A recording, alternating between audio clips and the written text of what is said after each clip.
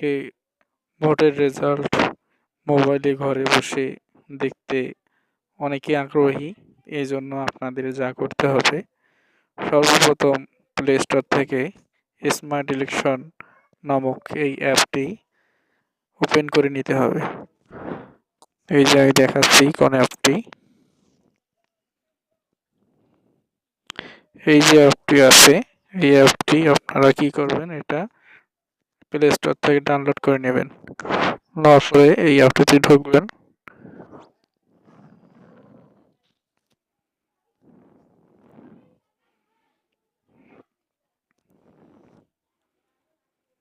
ঢোকার পরে ওপেন করে নেওয়ার পরে আপনার এখানে লেখা আছে যে জাতীয় সংসদ নির্বাচন, এটাতে আপনারা ক্লিক করবেন।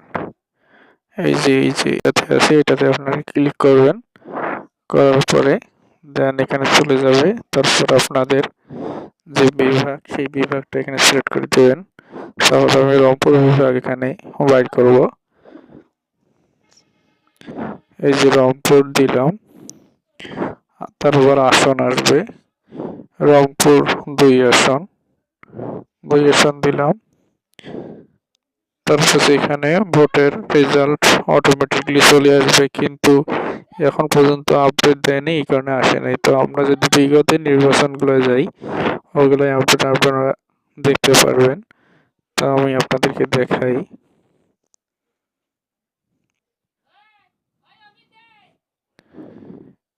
যেমন 24 সালের যে নির্বাচনটা, এটাতে আমি ক্লিক করলাম।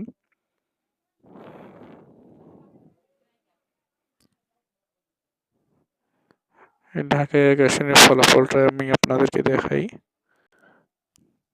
এই দেখেন উপরে কে কত পেয়েছে সব রেজাল্ট এখানে দেওয়া আছে।